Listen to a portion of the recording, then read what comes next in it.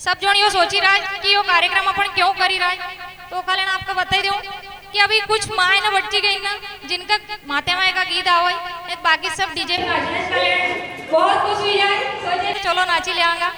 पर ये गीत मम्मी ना की टीम में अगर सोचो तो 100 में से सिर्फ 4-5 ना का आशा है जिनका आवड़।